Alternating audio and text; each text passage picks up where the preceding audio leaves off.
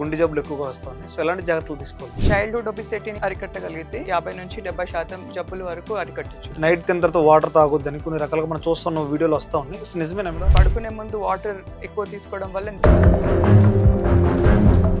వాళ్ళ ప్రాణాలన్నీ మీ చేతిలో పెడుతూ ఉంటారు. ఎలాంటి ఒత్తిడిగా భావిస్తూ ఉంటారు? స్ట్రెస్ ని హ్యాండిల్ చేయడం నేర్చుకుంటాం. కోపం వస్తూ ఉంటది, ఎలా కంట్రోల్ చేస్తూ ఉంటారు? పేషెంట్స్ మీద యూత్ లో ఎందుకు అంత హై బీపీ రావడం గల కారణాలు? రిస్క్ ఫ్యాక్టర్స్ ఉన్నాయి అంటే ఆటోమేటిక్ గా కాన్సిక్వెన్సెస్ కూడా ఉంటాయి. ఒక పురుగు కొట్టడం వల్ల అంత డేంజరస్ గా ఉంటుందా మేడం? చిన్నదానికి పెద్దదానికి టాబ్లెట్స్ అంటూ అదే జీవితం నడుస్తూ ఉంది. ఎప్పుడు అలానే ఉండొచ్చా లేకపోతే తగ్గించుకునే అవకాశం ఉందా? యంగ్ పేషెంట్స్ లో బాడీ బ్లడ్ ప్రెషర్స్ కి నేను మెడికేషన్ అడ్వాన్స్ రాయను. బురక వల్ల కూడా హార్ట్ అటాక్ వచ్చే ప్రాబ్లం ఉందా? డయాబెటీస్, హైపర్ టెన్షన్ ఎంత డేంజరస్ బురక కూడా అంతే డేంజర్. పేషెంట్స్ కి ఫస్ట్ ఏ అలవాటు మానేసుకోవాలి? ఒకటి బద్ధకం. రిలాక్స్ అవ్వడానికి ఏం చేస్తుంటారు ఎక్కువగా? జస్ట్ బ్రిస్క్ వాక్ ఒక 30 minutes. మీరు చేసే జాబ్ లో అంటే గుడ్ డే అనేది ఏమైనా ఉంటుంది? రికవరీ వెళ్తారు కదా.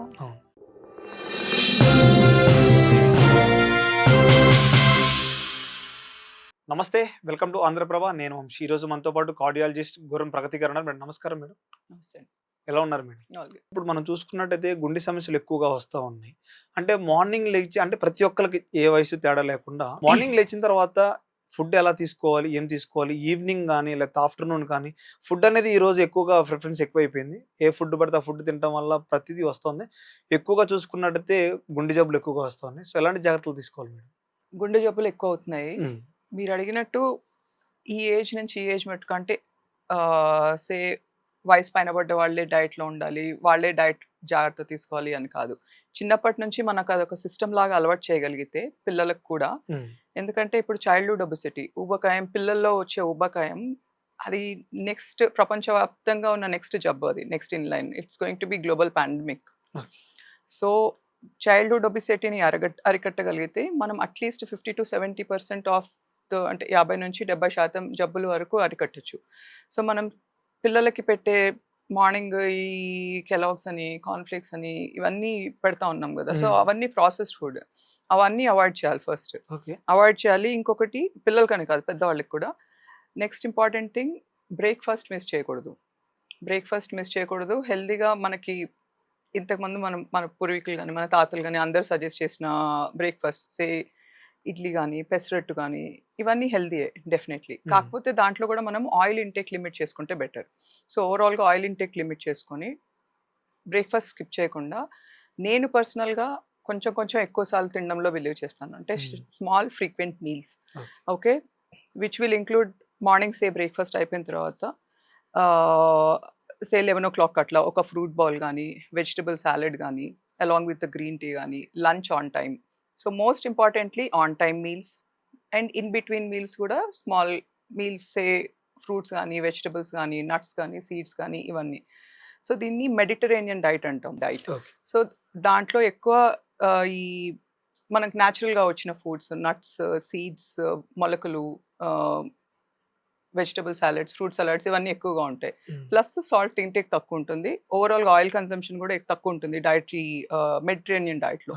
So oil intake less. So ఇవన్నీ నాట్ జస్ట్ ఫుడ్తో పాటు water intake, food rich with fibre ఎక్కువ ఉన్న ఫుడ్, ఇవన్నీ తీసుకుంటే మనకు ఓవరాల్గా మన గట్ కూడా బాగుంటుంది, మన ఇంటెస్టైన్స్, పేగులు కూడా బాగుంటాయి.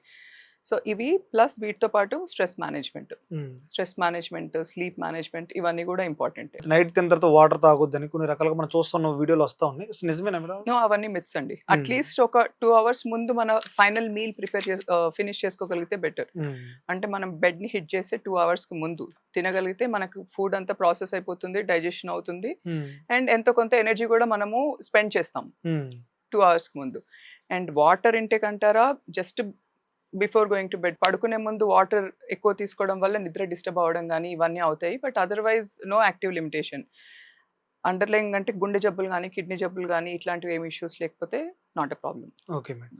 ఆహారాలు తింటే ఇందాక డిస్కస్ చేసినట్టు అగైన్ ఎక్కువ షుగర్స్, అంటే carbohydrate rich foods, anything white, ఈజీగా అర్థం చేసుకోవడానికి తెల్లగా ఉన్న అన్ని పదార్థాలు అవాయిడ్ చేస్తే బెటర్. తెల్లగా ఏమున్నాయి అంటే వైట్ రైస్ కానీ, షుగర్ కానీ. సో షుగర్ అంటే షుగర్తో చేసిన అన్ని పదార్థాలు, sweets, plus salt rich foods కూడా అవాయిడ్ చేస్తే better. And whole milk product అంటే చిక్కటి పాలతో చేసినవి, ఇవన్నీ ఈజీ టు అండర్స్టాండ్. అన్ని వైట్స్ అవాయిడ్ చేయగలిగితే better. First thing easy to understand.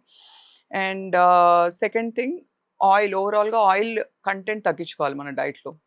Say 3 tea spoons అనుకోండి, 3 టీ స్పూన్స్ అంటే 15 ml oil. So per person అంతే ఆయిల్. సో మా ఇంట్లో మా మెయిడ్ 5 లీటర్ల నూనె పెడితే 5 లీటర్లు ఫినిష్ చేసేస్తుంది నెలకి. సో నేనేం చేశానంటే 5గురం ఉంటాం ఇంట్లో, సో 2.5 లీటర్స్. సో క్యాలిక్యులేట్ చేసుకుంటే 2.5 లీటర్స్ అవుతుంది 1 monthకి 5 పీపుల్కి.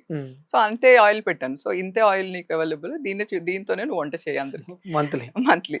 సో ఆయిల్ ఇంటేక్ లిమిట్ చేయాలి ఖచ్చితంగా. దాంతో మనకి ఎల్డిఎల్ కొలెస్ట్రాల్, ట్రైగ్లిజరైడ్స్ ఇవన్నీ లిమిట్ అవుతాయి.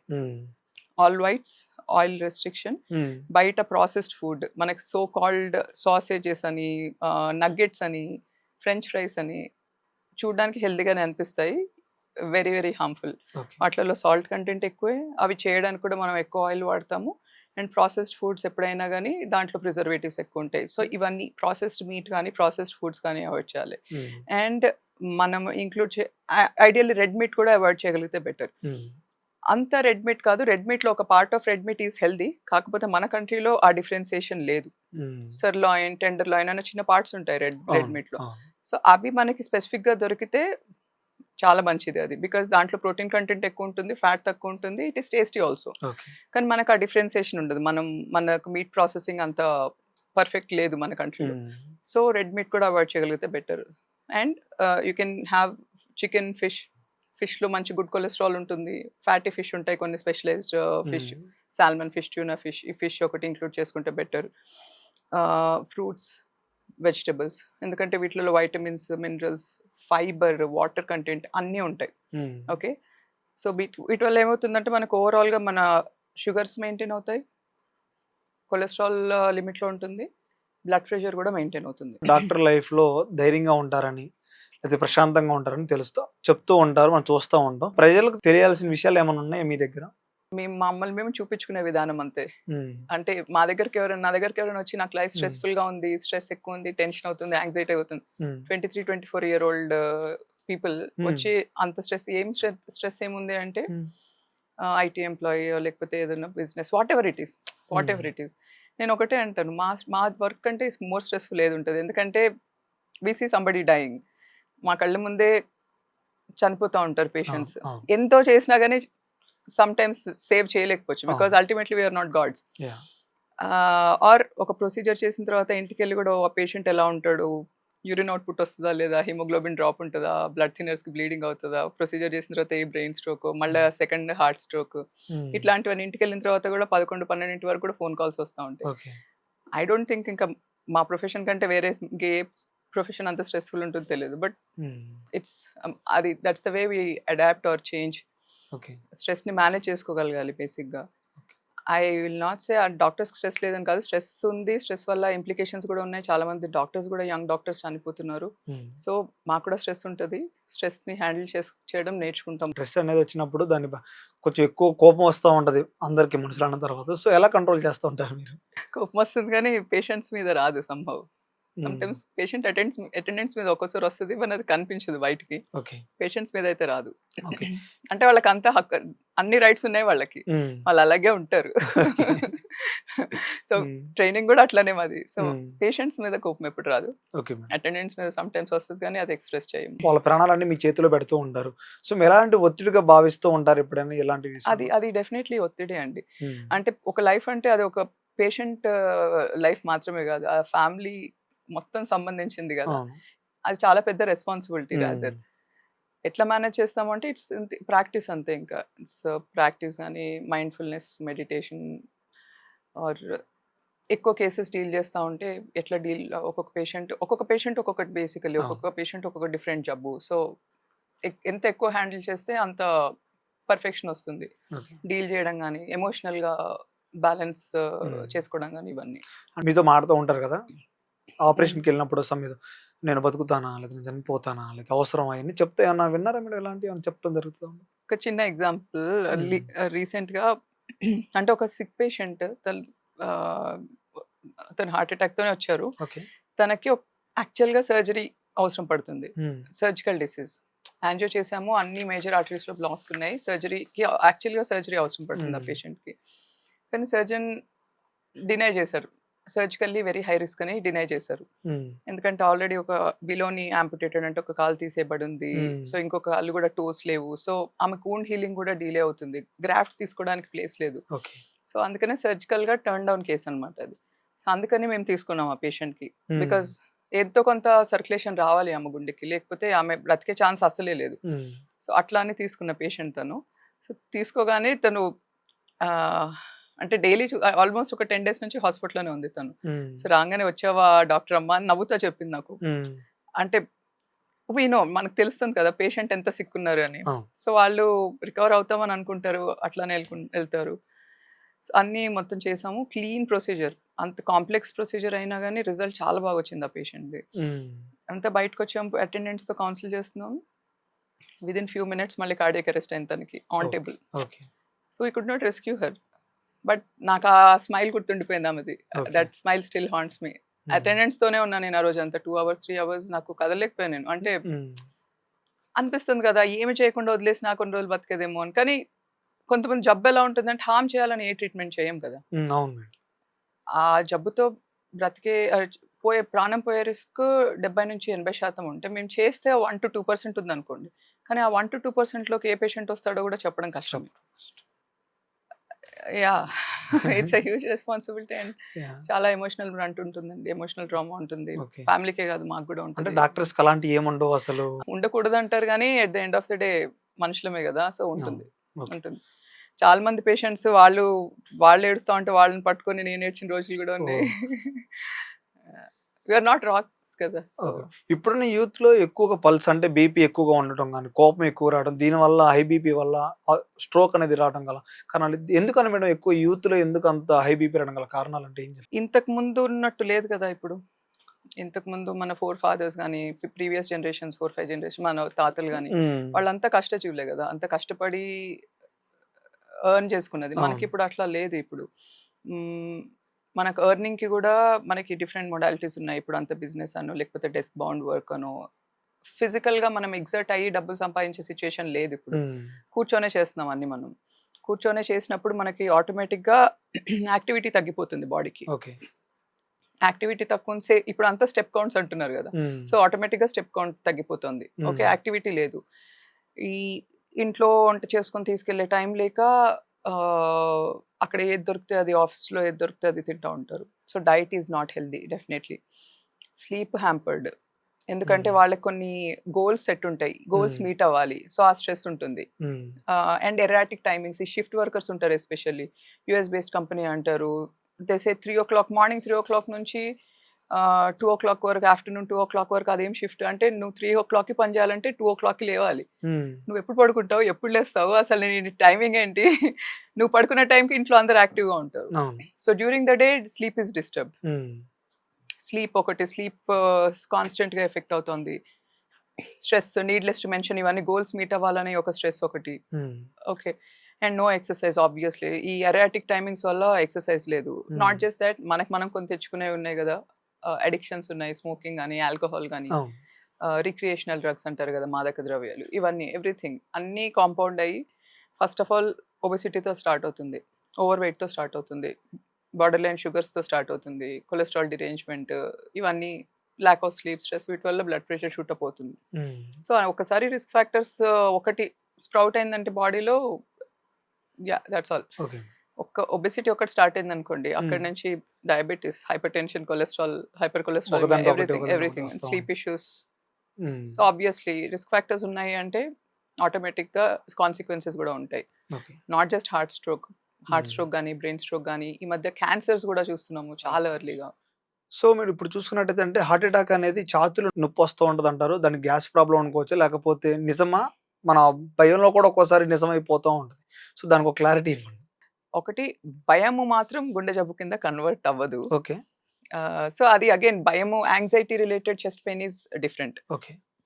Cardiac pain, gastric pain, anxiety related pain, మూడు డిఫరెంట్ ఇష్యూస్, అన్ని different issues. So cardiac pain ఏమో మనకి ఎగ్జర్షన్తో ఆర్ నడుస్తున్నప్పుడో లేకపోతే మెట్లు ఎక్కుతున్నప్పుడు మనకు అలవాటు ఉన్న దానికంటే అలవాటు ఉన్నంత పని చేసేటప్పుడు వచ్చే చెస్ట్ పెయిన్ సడన్‌గా అంటే సమ్ యాక్టివిటీ ముందు కంఫర్టబుల్‌గా ఉండి ఇప్పుడు కొత్తగా స్టార్ట్ అయిందనుకోండి చెస్ట్ డిస్కంఫర్ట్, బర్నింగ్ పెయిన్ కూడా రావచ్చు. గ్యాస్ట్రైటిస్ పెయిన్ లాగా కూడా రావచ్చు. ఓకే. గ్యాస్ట్రైటిస్ పెయిన్ గాని, డీప్ పెయిన్ బాగా బరువు పెట్టినట్టు. సో, ఆ పెయిన్ మనకి ఛాతీ నుంచి వెనక్కి గాని, షోల్డర్‌కి గాని, నెక్‌కి, నావెల్. సో, నెక్ లైన్ నుంచి, జా లైన్ నుంచి నావెల్ వరకు ఎక్కడికైనా పాకొచ్చు ఆ నొప్పి ఒకటి. అండ్ ఆ నొప్పి పెరుగుతూ ఉంటుంది. ఓకే. రెస్ట్‌తో తగ్గుతుంది. పని చేసినప్పుడు పెరుగుతుంది. Okay. So, progressive pain.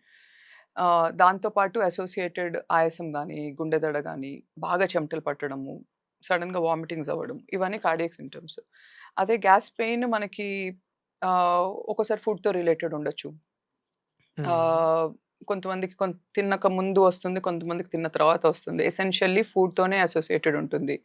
Regurgitation ఉంటుంది. అంటే ఫ్రాంక్ యాసిడ్ గొంతు దాకా రావడం గాని, దాని రిలేటెడ్ కాఫ్ గాని, ఇండైజెషన్ ప్రాబ్లమ్స్ ఇవన్నీ gastritis pain. Okay. Anxiety related pain unprovoked ఉంటుంది. అంటే మనం పని చేయకపోయినా గాని ఏదో చిన్న ట్రిగ్గర్ ఉంటది. ఎమోషనల్ ట్రిగ్గర్ వాళ్ళకి. దాంతో సడెన్‌గా గుండె తాకిడి పాల్పిటేషన్స్ రావడం గాని, హైపర్ వెంటిలేట్ అవుతా ఉంటారు వాళ్ళు. వాళ్ళకి వాళ్ళే అవును. ఆయాసపడ్డట్టు. అవును. సో, ఎట్లాంటి పెయిన్ అయినా గాని ఒకవేళ పెయిన్ ఉంది, డౌట్ ఉంది అనుకుంటే దాన్ని ఎవాల్యుయేట్ చేయడంలో తప్పు లేదు. అంటే సింపుల్‌గా దీన్ని గ్యాస్ పెయినే గదా! అని నేను ఎవరికైనా చెస్ట్ పెయిన్ వస్తే 50 ఇయర్స్, 60 ఇయర్స్ ఉందనుకోండి. జస్ట్ చెస్ట్ పెయిన్ వస్తే గ్యాస్ పెయినే గదా! అని ఇంట్లో నేను పెట్టలేను ధైర్యంగా.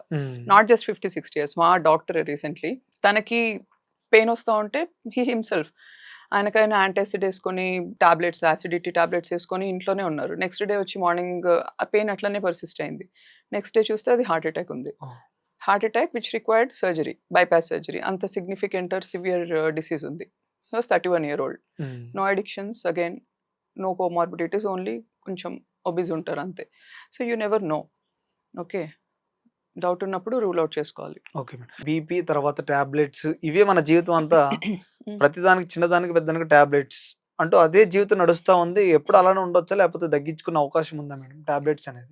యంగ్ పేషెంట్స్‌లో ఆర్ బార్డర్ లైన్ బ్లడ్ ప్రెషర్స్‌కి నేను మెడికేషన్ అట్ వన్స్ రాయను. Hmm. Blood pressures unless and until ఒక సెట్ లిమిట్ కంటే ఎక్కువ ఉంటే తప్పితే, కాన్స్టెంట్‌గా ఎవ్రీ వాల్యూ ఎక్కువ ఉంటే తప్పితే యూజువల్‌గా బీపీ మెడికేషన్స్ నేనైతే రాయను. డాష్ డైట్ అంటే లో సాల్ట్ డైట్ అనమాట. Dietary approach to stop hypertension. So, it's లో సాల్ట్ డైట్ బేసికల్లీ. అక్కడ అగైన్ మోర్ ఆఫ్ ఫ్రూట్స్ గానీ, వెజిటబుల్స్ కానీ, seeds, whole grains, sprouts, water intake and essentially లో సాల్ట్. సో, ఈ ఎక్సెస్ సాల్ట్ ఉంటాయి కదా! సో, పికిల్స్ గాని, papads, additional salt in curd rice, butter milk, ఈ ఎక్స్‌ట్రా సాల్ట్ ఏదైతే ఉందో, ఆ సాల్ట్ అంతా కట్ డౌన్ చేస్తే ఈ life style modifications plus working on your sleep and exercise. Just brisk walk ఒక 30 మినిట్స్ చేసినా చాలు. చాలా బెనిఫిట్ మార్నింగ్ ఆర్ ఉంటుంది. Evening? Any time. Any any time. Mornings are always better. But any time of your convenience. So, it makes a lot of difference. వాళ్ళకైతే నేను యూజువల్‌గా మళ్ళీ ఒక 15 డేస్ తర్వాత రండి అని చెప్తాను. సో, డైటరీ మోడిఫికేషన్‌తో ఎంత తగ్గింది? ఆ తర్వాత 1 మంత్ తర్వాత. సో, లాంగ్ సైడ్ ఇవన్నీ ప్రాక్టీస్ చేస్తే ఆబ్వియస్లీ ఆటోమేటిక్‌గా బరువు కూడా తగ్గుతారు కదా! సో, బీపీ మెడికేషన్ రిక్వైర్మెంట్ ఉండదు. Okay. And one other thing, జనాలు ఏమనుకుంటారంటే ఒకసారి బీపీ మెడికేషన్ స్టార్ట్ చేస్తే లైఫ్ లాంగ్ వాడాలి అని. Not so. Secondary hyper tension అంటాం. అంటే hyper tension because of some other cause. యూజువల్‌గా ఎక్స్‌ట్రీమ్ వెయిట్ వల్లనో, లేకపోతే కిడ్నీ ఇష్యూస్ వల్లనో కొంతమందికి మల్టిపుల్ ఇష్యూస్ ఉంటాయి. ఆర్ హార్మోన్ ఇష్యూస్ వల్లనో. కొన్ని ఇష్యూస్ ఏంటంటే మనం కరెక్ట్ చేయలేని వాటికి వాడాల్సొస్తుంది. ఎసెన్షియల్ హైపర్ టెన్షన్ అంటే ఈ కారణాలు ఏం లేకుండా బ్లడ్ ప్రెషర్ ఉంటుంది. Even young also. వాళ్ళు లైఫ్ స్టైల్‌తో స్లీప్ ఇష్యూస్ ఉన్న వాళ్ళకి కూడా బ్లడ్ ప్రెషర్స్ హై ఉంటాయి. సో, ఇవన్నీ కరెక్ట్ చేసుకుంటే వాళ్ళకి బ్లడ్ ప్రెషర్ మెడికేషన్ రిక్వైర్మెంట్ తగ్గిపోతుంది. And most of the patients we stop also. Okay. ఒక 20 కేజీస్ తగ్గాడనుకోండి, ఆటోమేటిక్‌గా బ్లడ్ ప్రెషర్ తగ్గిపోతుంది. ఓకే. స్లీప్ ఇష్యూస్ తగ్గిపోతాయి. స్లీప్ ఇష్యూస్ కూడా ఆఫెన్ అంటే స్లీప్ యాప్నియా అంటాం కదా! గురక సమస్య. అవును. సో, చాలా under addressed, under evaluated problem అది. సో, అంటే గురక దానివల్ల వల్ల కూడా హార్ట్ అటాక్ వచ్చే ప్రాబ్లమ్ ఉందా మేడం? గురక వల్ల అన్నీ వస్తాయి. డయాబెటిస్, హైపర్ టెన్షన్ ఎంత డేంజరస్సో గురక కూడా అంతే డేంజరస్. డేంజరస్. గురక ఉంది అంటే ఎయిర్‌వేలో ఎక్కడో దగ్గర ఆబ్‌స్ట్రక్షన్ ఉన్నట్టు. దానివల్ల నిద్రలో ఎస్పెషల్లీ డీప్ స్లీప్‌లో లేసున్నప్పుడు వాలంటరీగా మనం బ్రీత్ చేస్తాం ఎక్కువ. సో, నిద్రలో కంపెన్సేటరీ మెకానిజమ్స్ అన్నీ పోతాయి. ఓకే. సో, చాలా మంది పేషెంట్స్ 60%, 50% కూడా సాచురేషన్స్ డ్రాప్ ఉంటాయి. దానివల్ల స్ట్రెస్ హార్మోన్స్ బిల్డ్ అవుతాయి. దానివల్ల బ్లడ్ ప్రెషర్ బిల్డ్ అవుతుంది. బరువు పెరుగుతుంది. స్లీప్‌లో కార్డియాక్ ఈవెంట్స్ కానీ, రెస్పిరేటరీ అరెస్ట్ ఇవన్నీ అయ్యే ఛాన్సెస్ ఉంటాయి. Okay so, madam. Very important. Just sleep ఇష్యూయే గదా! గురకనే పెడుతున్నాడు గదా! అనుకోవడానికి లేదు. హ్మ్. గురక వల్ల ఖ చాలా ఖచ్చితంగా చాలా చూపించుకోవాల్సిందే. ఇంప్లికేషన్స్ ఉన్నాయి sleep. Now it's we can write volumes on sleep apnoea now. డాక్టర్‌గా మీరు గుండె గురించి అంటే హార్ట్ గురించి ప్రతి ఒక్క పేషెంట్‌కి తెలియాల్సిన ఫస్ట్ అంశం అంటే ఏం చెప్తారు మేడం? ప్రతి ఒక్కళ్ళకి తెలియాల్సిందే అసలు నీ గుండె ఏం పని చేస్తుంది అని. ఆ! గుండె నీకేం చేస్తుంది? నువ్వు దానికోసం ఏం చేస్తావు? ఓకే. అంతే కదా! మనకి పుట్టనప్పటి నుంచి కూడా పనిచేస్తున్న ఆర్గన్ అది. అవును. సో, అది ఎవ్రీ బీట్ ఇంపార్టెంటే. అదొక 10 సెకండ్లు రెస్ట్ తీసుకున్నా గాని we are no more yeah! కదా! సో, మన కోసం అంత చేస్తున్న దానికి మనం దానికి ఏం చేయగలము అని. హ్మ్. ఆ! సో, చిన్న చిన్న ప్రాక్టీసెస్ ఎట్ వన్స్ చేయడం కష్టం. అందుకే చిన్నప్పటి నుంచి అలవాటు చేసుకుంటే ఈజీ. ఎక్సర్‌సైజ్ గాని everything hmm. Boils down to the same common point. Exercise, diet, hmm. Stress management 3 most important and regular checkups. Okay. అన్నీ డీసెంట్‌గా ఉన్నా గాని స్టిల్ రిస్క్ ఫ్యాక్టర్స్ ఉండే ఛాన్సెస్ ఉన్నాయి. పేషెంట్స్‌కి ఫస్ట్ అంటే మీరు చెప్పే ముఖ్యంగా ఫస్ట్ అలవాటు ఏ అలవాటు మానేసుకోవాలి? గుండె జబ్బులు రాకుండా ఫస్ట్? ఒకటి బద్ధకం. Stop being lazy. ఓకే. మనం మన ఫెయిల్యూర్స్‌కి మనం చాలా రీజన్స్ ఇస్తాం. హ్మ్. బట్ అవి రీజన్స్ మాత్రమే. హ్మ్. మనం చేయాలి అనుకుంటే ఆ రీజన్స్‌ని మించి మనం ప్రయత్నించొచ్చు. హ్మ్. అంటే ఎప్పుడు ఎవరైనా ఎందుకు ఎక్సర్సైజ్ చేయట్లేదంటే టైం లేదంటారు. హ్మ్. టైం ఫిక్స్డ్ కదా! ఎవరికైనా 24 అవర్సే ఉంది. అవును. టైం మనం ఎట్లా మేనేజ్ చేసుకుంటాం దాని మీద డిపెండ్ అయి ఉంటుంది. సో, అది ఫస్ట్ మనం రీజన్స్ ఇవ్వడం ఆపేసి లేజీనెస్ పక్కన పెట్టి ఫస్ట్ ఎక్సర్సైజ్ చేయడం స్టార్ట్ చేయాలి. హ్మ్. ఇంకొకటి ఎంత డీసెంట్ లైఫ్ స్టైల్ ఉన్నా గాని కొన్ని మనం అరికట్టలేకపోవచ్చు. హ్మ్. కానీ అడిక్షన్స్, హ్మ్. స్మోకింగ్, రిక్రియేషనల్ డ్రగ్స్ ఈ స్మోకింగ్ అనేది వయసుకి సంబంధం లేకుండా మేజర్‌గా 25, 30 వచ్చే లోపల వాళ్ళకి ఎలాంటి ప్రాబ్లమ్స్ వస్తాయి? అన్నీ బందయిపోతాయండి. 25, 30 ఇయర్స్ వచ్చేసరికి ఆళ్ళకి ఏ ఆర్గాన్ పనిచేయదు. హ్మ్. లంగ్స్ సీఓపీడీ అంటారు. Chronic obstructive pulmonary disease. So, lung effect అవుతుంది ఒకటి. హ్మ్. ఇంకొకటి సడెన్ హార్ట్ అటాక్. హ్మ్. సే రీసెంట్‌గా 22 ఇయర్ అబ్బాయి వచ్చాడు. So, hmm. 22 year he doesn't have any other risk. వేరే రిస్క్ ఫ్యాక్టర్స్ ఏం లేవు. Smoking okay. ఒకటే రిస్క్ ఫ్యాక్టర్. హ్మ్. వాళ్ళకి క్లాటింగ్ టెండెన్సీ చాలా చాలా ఎక్కువ ఉంటుంది. So, heart strokes, not just heart stroke, brain stroke, even ఊపిరితిత్తులకి సప్లై చేసే రక్తనాళాల్లో కూడా బ్లాక్స్ రావచ్చు. హ్మ్. పల్మనరీ థ్రాంబో ఎంబోలిజం అంటారు. ఓకే. ఆర్ కాళ్ళకి సప్లై చేసే రక్తనాళాల్లో బ్లాక్ రావచ్చు. Hmm. Peripheral arterial disease. Hmm. ఇవన్నీ సరిపోనట్టు క్యాన్సర్. ఎక్కడ throat cancer, lung cancer, intestinal cancer, any kind of cancer hmm. Smoking వల్ల. చాలు ఇవన్నీ గదా! వస్తా అండ్ ఉంటాయండి. Needless to mention importancy. Hmm. So, ఇప్పుడు ఇన్ని చూస్తా ఉంటారు రెగ్యులర్‌గా ఇవన్నీ చూస్తూ ఉంటారు, ఎళ్తూ ఉంటారు. చాలామంది మీ ముందుల చాలా చనిపోయి ఇందాక కూడా చెప్పారు చాలామంది చనిపోయారని. సో, వీళ్ళందరూ చూసినప్పుడు గాని మీరు ఎలాంటి అంటే రిలాక్స్ అవ్వడానికి ఏం చేస్తుంటారు ఎక్కువగా? ప్రొసీజర్ అప్పుడైతే emotionless. Zero emotions during procedure. సీరియస్‌గా? Zero emotion. పేషెంట్ సిక్ అయినా గాని we focus on what next to do. Okay. We cannot be emotional. ఒక్కసారి పేషెంట్ ఆన్ టేబుల్ మీద ఉన్న దానికంటే ఎక్కువ సిక్ అవుతే your hands start to tremble literally. Hmm. ఎందుకంటే హార్ట్ ప్రొసీజర్స్ ఎలా అంటే మిగతా ప్రొసీజర్స్ లాగా కాదు. జస్ట్ సెకండ్స్‌లో మనకి మొత్తం సినారియో మారిపోతది. హ్మ్. జస్ట్ సెకండ్స్‌లో. హ్మ్. ఒక్కసారి అక్కడ ఫ్లో తగ్గిందనుకోండి హార్ట్‌లో, హ్మ్. ఫ్లో తగ్గిపోయింది అంటే బ్లడ్ ప్రెషర్ డ్రాప్ అవ్వడం మనం ఇంకా ఆ తర్వాత ఏం చేసినా ఒక్కసారి ఫ్లో ఎస్టాబ్లిష్ అవ్వలేదంటే కార్డియాక్ అరెస్ట్ ఆన్ టేబుల్ అవుతది. Hmm. Your hands start to tremble. But ఆ టైంలో ఎమోషన్స్ ఉండకూడదు. అన్ని ఎమోషన్స్ నుంచి కట్ ఆఫ్ చేసుకొని first what next to be done అదే ఫోకస్డ్‌గా చేసేస్తాం. హ్మ్. డ్యూరింగ్ ప్రొసీజర్ అయితే అది. హ్మ్.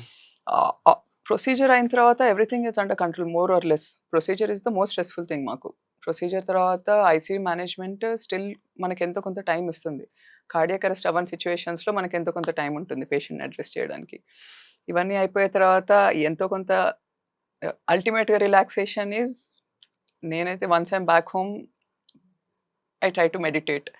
బేసిక్‌గా బాక్స్ బ్రీతింగ్ అని ఉంటుంది. ఓకే. సో, యూ ఇన్‌హేల్ అంటే 4 సెకండ్స్ బ్రీత్ తీసుకోవాలి. You maintain pause 4 seconds pause. 4 హ్మ్. సెకండ్స్ ఎక్సేల్ అంటే బ్రీత్ ఔట్ హ్మ్. And 4 seconds pause. దట్స్ హ్మ్. Called box breathing. హ్మ్. బాక్స్ బ్రీతింగ్ చాలా beneficial to is okay. Of stress. ఎందుకంటే మనం బ్రీతింగ్ మీద ఫోకస్ చేస్తాం. హ్మ్. ఆర్ బ్రిస్క్ వాక్ అని evening walks will also help. కొంచెం లైట్ మ్యూజిక్ నేనైతే లైట్ మ్యూజిక్ వింటూ hmm. Walks I prefer. Or stretchings కానీ, హ్మ్. బాడీ స్ట్రెచింగ్స్ గానీ. మీరు చేసే జాబ్‌లో అంటే గుడ్ డే అనేది ఏమన్నా ఉంటదా మేడం? మంచి రోజు అంటే ఒక పేషెంట్ కంప్లీట్‌గా రికవర్ ఎళ్ళిన రోజు it's like a celebration hmm. Definitely. Hmm. చాలా సిక్ ఉన్న పేషెంట్స్ రికవరీ ఎళ్తారు గదా! అవును. Those are good days. Doubt లేదు అందులో. మేడం ఇన్సూరెన్స్ అనేది చాలా మందికి తెలియదు. ఇన్సూరెన్స్ తీసుకోవడం వల్ల ఉపయోగాలు ఎలా ఉంటాయి మేడం అసలు? సో ఇన్సూరెన్స్ అంటే మీరు మీ ఫ్యామిలీని మొత్తం ప్రొటెక్ట్ చేస్తున్నట్టు. ఇట్స్ అ హ్మ్. Safety net. ఎందుకంటే డబ్బులు నా దగ్గర ఈరోజు ఉండొచ్చు, రేపు లేకపోవచ్చు. ఇది వన్ టైమ్ ఇన్వెస్ట్మెంట్. హెల్త్‌కి మనం చేసే ఇన్వెస్ట్మెంట్. ఎందుకంటే రేపు ఎట్లా ఉంటుందో మనం చెప్పలేము. హ్మ్. ఎప్పుడైనా సడెన్‌గా ఏదైనా కావచ్చు. చాలా మంది పేషెంట్స్ మా దగ్గరికి మేజర్ హార్ట్ అటాక్‌తో వచ్చి ఆరోగ్యశ్రీ లేదా కట్టలేము, డబ్బులు కట్టలేము అని వెళ్ళిపోయే వాళ్ళు చాలా మంది పేషెంట్స్ ఉన్నారు. స్టిల్ మేము మాట్లాడి ఎంతో కొంత తక్కువలో చేయగలుగుతాం. కానీ అంత కూడా కట్టుకోలేని అంటే ఒక 20, 30 వేలు కట్టుకోలేని స్థితిలో కూడా ఉన్నారు జనాలు. ఆ! అది ఎందుకంటే lack of awareness. So insurance మనకి ఉంది అంటే అది ఎంతో కొంత మనకి వచ్చిన జబ్బు ఎలాగో వచ్చింది. హ్మ్. తర్వాత లైఫ్ స్టైల్ మోడిఫికేషన్ అదంతా నేను చెప్పే లెక్చర్స్ అవి తర్వాత ఉపయోగపడతాయి. కానీ అప్పటికి పేషెంట్‌ని బతికించాలంటే ట్రీట్మెంట్ జరగాల్సిందే. అవును. ట్రీట్మెంట్ జరగడానికి మనకి ఇది it's a safety net. So మనం మన ఫ్యామిలీకి ప్రొవైడ్ చేసుకునే ఒక లైఫ్ లాంగ్ ఒక safety thing. Okay. So yeah! ప్రతి ఫ్యామిలీకి ఇన్స్యూరెన్స్ ఉండాలి ఒకటి. ఓకే. అండ్ ఇంకొకటి చూసుకొని కొన్ని ఇన్స్యూరెన్సెస్ ఈవెన్ మెడికల్ ఇల్‌నెస్ కూడా కవర్ చేస్తాయి. కొన్ని ఇన్స్యూరెన్సెస్ ఓన్లీ ప్రొసీజర్స్ కవర్ చేస్తాయి. కార్డియాలజీ అనుకోండి, ఇంటర్వెన్షన్స్, స్టెంటింగో ఇట్లాంటి ప్రొసీజర్స్. హ్మ్. కొన్ని ఇన్స్యూరెన్సెస్ మాత్రం ఈవెన్ మెడికల్ ఇల్‌నెస్ కూడా కవర్ చేస్తాయి.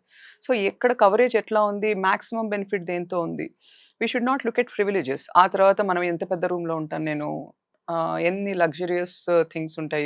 అవి కాకుండా అట్‌లీస్ట్ బేసిక్ ట్రీట్మెంట్ ఎంతవరకు మనకి కవర్ చేస్తారు? హ్మ్. అండ్ ఎంత ఎక్స్‌టెంట్ వరకు ఆర్ ఎంత కాస్ట్ మనకి బర్డెన్ కవర్ అవుతుంది? ఇవన్నీ చూసుకొని ఎర్లీగా ఇన్స్యూరెన్స్ చేసుకుంటే బెటర్. చాలామంది 50, 60 ఏళ్ళొచ్చాక అప్పుడు ఇన్స్యూరెన్స్ చేసుకుందామన్నా చేసుకోవడానికి ఉండదు. ఒక హ్మ్. వయసొచ్చాక. ఎందుకంటే age itself is a risk factor. Okay. వయసు కూడా ఒక రిస్క్ ఫ్యాక్టరే. సో, వాటికి కవర్ అవ్వదు. So, earlier it is the better it is. Next generation కోసమైనా మనము ఎర్లీగా ఇన్స్యూరెన్స్ చేసి పెట్టుకుందాం. Be it anything. Okay. Any kind of accident గాని, హెల్త్ ఈవెంట్ గాని ఎనీథింగ్. ఇప్పుడు ఆంధ్రప్రదేశ్ ఎక్కువగా అంటే ఒక పురుగు కుట్టడం వల్ల హార్ట్‌లో ఒక బ్లడ్ క్లాత్ అయిపోయి చనిపోతున్నారు. సో, ఏ విధంగా అంటే ఒక పురుగు కుట్టడం వల్ల అంత డేంజరస్‌గా ఉంటదా మేడం? ఒక పురుగు ఏదో ఒక పురుగు ఎందుకు ఈవెన్ ఈ హనీ బీస్ ఉంటాయి గదా! హ్మ్. కందిరీగలు, హ్మ్. తేనెటీగలు ఇవన్నీ హ్మ్. ఉంటాయి. సో, అవి కుడితే కూడా కొంతమందికి హార్ట్ అటాక్ వచ్చే ఛాన్స్ ఉంది. ఓహ్! యాహ్! అవి కుట్టినప్పుడు ఏమవుతుందంటే ఈ allergic reactions, severe form of allergic reactions anaphylaxis అంటాం. Okay. Hmm. Severe form of allergic reactions. వాటికి క్లాటింగ్ టెండెన్సీ పెరుగుతుంది. సడెన్‌గా ఇన్‌ఫ్లమేషన్ ఎక్కువైపోయి బాడీలో ఈ oxidative stress, inflammatory cytokine storm, difficult to understand ఇవన్నీ. కానీ బాడీలో జరిగే రియాక్షన్స్ వల్ల బాడీలో బ్లడ్‌కి క్లాటింగ్ టెండెన్సీ పెరిగిపోతుంది. సో, అన్నిటికంటే చిన్న సైజ్‌లో ఉన్న ఆర్టరీస్ మెయిన్‌గా ఆర్టరీస్ ఆఫ్ హార్ట్. ఎందుకంటే హై ఫంక్షనింగ్ సిస్టమ్ గదా! సో, అక్కడ ఈవెన్ చిన్న క్లాట్ అయినా గాని, చిన్న డిస్ట్రప్షన్ అయినా గాని సడెన్‌గా వెసెల్ క్లోజ్ అయిపోతుంది. సడెన్‌గా వెసెల్ క్లోజ్ అయిపోయినప్పుడు మేజర్ హార్ట్ అటాక్ వచ్చే ఛాన్స్ ఉంటుంది. అది. హ్మ్. మీరు ఐయామ్ నాట్ సర్టెన్ మీరు ఏ పురుగు గురించి అడుగుతున్నారో. బట్ యూజువల్‌గా ఈ టాక్సిన్స్, ఈ ఇన్సెక్ట్ స్టింగ్ టాక్సిన్స్ అవి డైరెక్ట్‌గా మజిల్ మీద కూడా ఎఫెక్ట్ అయ్యే ఛాన్స్ ఉంది. హార్ట్ మజిల్ మీద కూడా ఎఫెక్ట్. అంటే డైరెక్ట్ టాక్సిన్ ఎఫెక్ట్ అంటాం. ఓకే. ఆర్ కొన్ని the arteries go into spasm. అంటే ఫ్లో ఆర్టరీస్ సడెన్‌గా అట్లా టైట్‌గా అయిపోతాయన్నమాట. కన్‌స్ట్రిక్ట్ అయిపోతాయి. Hmm. So, coronary spasm, vasospasm is another cause. So, వీటన్నిటి వల్ల హార్ట్ అటాక్ వచ్చే ఛాన్స్ ఉంటుంది. It's called as Kounis syndrome. Kounis syndrome అని కూడా దానికి టర్మినాలజీ ఉంది. ఓకే. ఎస్పెషల్లీ బీ స్టింగ్ తర్వాత వచ్చే ఈ severe form of allergic reaction, anaphylaxis తర్వాత వచ్చే హార్ట్ అటాక్స్‌ని కోనీ సిండ్రోమ్ అంటారు. ఓకే. మేడం ఎక్కువగా గుండె జబ్బు వచ్చే వాళ్ళకి అంటే మీ పేషెంట్స్‌కి ముఖ్యంగా ఒక విషయం చెప్పాలంటే ఏం చెప్తారు మేడం? జబ్బు రాకముందు అడ్రెస్ చేయడం చాలా ఈజీ. దాన్ని ప్రైమరీ ప్రివెన్షన్ అంటాం. ఆల్రెడీ ఒకసారి జబ్బొచ్చిందంటే సంబడి ఒక హార్ట్ అటాక్‌తో వచ్చారనుకోండి. అప్పటికి నేను స్టంట్ చేస్తాను పేషెంట్‌కి. స్టంటింగ్ లైఫ్ లాంగ్ ట్రీట్మెంట్ కాదు. ఇది ఎన్ని రోజులు first question patients or attendants అడిగేది స్టంట్ ఎన్ని రోజులు ఉంటదని అడుగుతారు. హ్మ్. స్టంట్ నువ్వు ఉన్నన్ని రోజులు ఉంటదని చెప్తాను నేను. స్టంట్ ఉంటుంది. కానీ మనం ఆ తర్వాత మనం పాటించే లైఫ్ స్టైల్ గాని, దాంట్లో చేంజెస్ గాని, డైటరీ మోడిఫికేషన్స్ దాన్ని బట్టి మనకి జబ్బు మళ్ళీ రాకుండా, వచ్చినా అంతే సివియర్‌గా రాకుండా మనం గార్డ్ చేసుకోగలుగుతాం. హ్మ్. So, that is most important. చేసే ప్రొసీజర్ ఇన్ హాస్పిటల్ చేసే ప్రతి procedure it's only bail out. అప్పటికి టెంపరరీ సొల్యూషన్ మాత్రమే. బట్ పర్మనెంట్ సొల్యూషన్ నీ చేతిలోనే ఉంది స్టిల్. హ్మ్. నువ్వు ఎంత సీరియస్‌గా మందులేసుకుంటున్నావు, ఎంత సీరియస్‌గా ఈ డైటరీ మోడిఫికేషన్స్ పాటిస్తున్నారు, ఎక్సర్‌సైజ్ చేస్తున్నారు, స్లీప్ ఎంత బాగా అడ్రెస్ చేసుకుంటున్నారు, స్ట్రెస్‌ని ఎంత బాగా మేనేజ్ చేస్తున్నారు. ఇవన్నీ గైడ్ చేస్తాయి. కొంతమంది పేషెంట్స్ ఏంటంటే చాలా హెల్తీ లైఫ్ స్టైల్ ఉంటుంది. కానీ మళ్ళీ మళ్ళీ వస్తారు. అవి బికాస్ ఆఫ్ జెనెటిక్స్, ఓకే. జన్యుపరమైన జబ్బులు. వాటిని మనం అరికట్టలేము, ఆపలేము. అట్లాంటి వాళ్ళకి ఏంటంటే frequent follow ups, at least once in 3 months ఒక స్ట్రెస్ టెస్ట్ లేకపోతే 6 months stress test, frequent follow ups. Okay madam. Body full checkup ఒక మనిషి ఇయర్కి ఎన్నిసార్లు చెక్ చేయించుకోవాలి మేడం? ఉన్న జబ్బుని పట్టి. ఇప్పుడు మనకి మీరే అడిగారు కదా, యంగ్ పేషెంట్స్ లో చాలా ఫ్రీక్వెంట్ గా జబ్బులు వస్తున్నాయి. సో 25 ఏళ్ళ తర్వాత అందరూ అట్లీస్ట్ వన్స్ ఇయర్, సంవత్సరానికి ఒకసారి చేయించుకుంటే బెటర్ రొటీన్ టెస్ట్లు. ఎందుకంటే మనకి తెలియని, మన కంటికి కనిపించిన రిస్క్ ఫ్యాక్టర్స్ ఉంటాయి కదా. సో అవన్నీ మనకి ఎర్లీగా తెలిస్తే వాటిని మనం ఎర్లీగా హిట్ చేయొచ్చు, ఎర్లీగా అడ్రస్ చేయొచ్చు వాటిని. So at least once an year I recommend. Already గుండె జబ్బు ఉన్న వాళ్ళకి at least once in 3 months routine blood test, once in 6 months ఒక ఈసీజీ అండ్ 2D ఎకో చేయగలిగితే ఒక treadmill test or any kind of stress test minimum. Night phone చూస్తూ 2-3 అయితే ఉంటుంది. దానివల్ల వచ్చే ప్రాబ్లమ్స్, బేసిక్ ప్రాబ్లమ్స్ ఏంటి madam? Major problem? Most importantly sleep disturb అవుతుంది. ఎందుకంటే నైట్ మనం ఏంటంటే ఒక సెల్ఫ్ పిటీలో ఉంటాం, డే అంతా కష్టపడ్డాం కదా, సో నైట్ టైం రిలాక్స్ అవుదామని. కానీ ఆ రిలాక్సేషన్ ఎంతవరకు? మనకి most important relaxation is sleep. మన బ్రెయిన్ కానీ బాడీ కానీ కంప్లీట్ గా రిజ్యూనేట్ అయ్యేది స్లీప్ తోనే. నీకు నెక్స్ట్ డే ఎఫెక్టివ్ గా ఉండాలంటే ఆ నైట్ స్లీప్ ఉండాల్సిందే. కాకపోతే మనం ఏం చేస్తున్నామంటే డే అంతా కష్టపడ్డాం కాబట్టి నైట్ అది రిలాక్సేషన్ అనుకుంటాం. కొన్ని మనం రిలాక్సేషన్ లిమిట్ చేసుకుంటామా, అది కూడా లిమిట్ చేసుకోము. గంటల తరబడి 2-3 అవుతూ ఉంటుంది. ఎస్పెషల్లీ చిన్నపిల్లలు. ఇప్పుడు ఎట్లా అంటే టీనేజర్స్ అందరూ ఎంత ఫోన్ ఎడిక్షన్ ఉందంటే, థ్యాంక్స్ టు కోవిడ్ వల్ల పిల్లలకి అందరికి ఫోన్స్ ఇవ్వాల్సి వచ్చింది. ఇంకా ఆ ఫోన్స్ పిల్లల్ని వదలట్లేదు పిల్లలు. అవి కాకుండా ల్యాప్టాప్స్ కానీ, ఈ ఐప్యాడ్స్ అని, ఇవన్నీ. So online games. So sleep effect అవుతుంది. స్లీప్ ఎఫెక్ట్ అయినప్పుడు బాడీ రిలాక్స్ అవ్వట్లేదు, స్ట్రెస్ పూలప్ అవుతుంది, నెక్స్ట్ డే ఎఫిషియన్సీ తగ్గిపోతుంది. సో టార్గెట్ గోల్స్ మీట్ అవ్వలేరు, స్ట్రెస్ పైలప్ అవుతుంది. యాజ్ వెల్ మన స్లీప్ వేక్ఫుల్ సైకిల్, మనకు ఒక సైకిల్ ఉంటుంది, బయాలజికల్ క్లాక్ ఉంటుంది బాడీలో, which will guard our entire system. ఆ సైకిల్ డిస్టర్బ్ అయింది అనుకోండి, then you are welcoming all the risk factors into your body. Sleep చాలా ఇంపార్టెంట్. We should limit. కొన్ని ఐ థింక్ ఎమోషన్లెస్గా ఉండాలి. ఇంకా మనం ఇట్స్ ఓకే, లైఫ్ రొటీన్గా బోరింగ్గా ఉన్నా పర్వాలేదు, let's do good things. Probably అంటే డైలీ ఎక్సర్సైజ్ చేస్తే ఏం చేస్తాము, ఒక నెల రోజులు సినిమా చూడకపోతే ఎలా, ఇవన్నీ ఇట్స్ ఓకే. నువ్వు నెల రోజులు సినిమా చూడక, సంవత్సరం రోజులు సినిమా చూడకపోయినా ఏం కాదు. డాక్టర్స్ ఎక్కువగా ఫోన్ యూజ్ చేస్తారా లేదా అంటే డౌట్ అందరికి. నా లైఫ్ స్టైల్ అయితే నేను this is the least thing I want to use. ఇంటికి వెళ్ళిన తర్వాత అసలు నా ఫోన్ ఎక్కడో దూరంగా పెట్టేస్తాను నేను. వన్స్ గంటకి ఒకసారి చూస్తాను, ఎందుకంటే మళ్ళీ అగైన్ హాస్పిటల్ కాల్స్ కోసమే. డే అంతా డీల్ చేసి నైట్ టైం నాకు ఒక సైలెన్స్ కావాలి బ్రెయిన్లో. నెక్స్ట్ డే నేను మళ్ళీ నార్మల్గా ఫంక్షన్ అవ్వాలి అంటే నాకు సైలెన్స్ కావాలి బ్రెయిన్లో. I'm happy just sitting, not doing anything. ఇందాక చెప్పినట్టు meditation, just walk, or just ఒక గ్రీన్ టీ కప్ పట్టుకొని బయట కూర్చోవడం. I keep my evenings, I try to keep my evenings peaceful. టూర్కి వెళ్తా ఉంటారు లేదా ఎప్పుడు హాస్పిటల్లోనే ఉండిపోతూ ఉంటారు డాక్టర్స్ అనేవాళ్ళు? బట్ ఫర్ టూర్స్ ఎస్, నేను వన్స్ ఇన్ 6 months టూర్ అయితే వెళ్తాను, ఒక 5-6 days. But otherwise 30 days in a month I'm in hospital. 30 days అంటే సండే ఫుల్ డే కాదు, బట్ మార్నింగ్ రౌండ్స్కి వెళ్ళి, బట్ ఎంతో కొంత పేషెంట్ టచ్ అయితే ఉండాలి. ఇల్నెస్ అంటే ఒంట్లో బాగాలేనప్పుడు ఆర్ ఏదో ఇంట్లో ఏదైనా మేజర్ ఈవెంట్ ఉంటేనో, లేదా బయటకు వెళ్ళినప్పుడు, అవి తప్పితే ఇప్పుడు నాకైతే పర్సనల్ గా ఎలా అయిపోయిందంటే, ఒక సండే వచ్చింది అనుకోండి, నేను ఆ రోజు హాస్పిటల్కి వెళ్ళేది ఏం చేయలేదు అనుకోండి, నాకు ఆ డే అసలు రెస్ట్లెస్ ఉంటుంది బేసిక్ గా, ఈరోజు ఏం చేయలేదు అన్నట్టు. అంటే it has gotten in to the system. Daily patients ని చూడడం, ఒకవేళ వెళ్ళకపోయినా ఎట్లా ఉన్నారు ఇవన్నీ ఉంటాయి. So that's how it is. Doctor help అలా వెళ్ళిపోతా ఉంటుంది. Okay madam, thank you madam, thank you so much.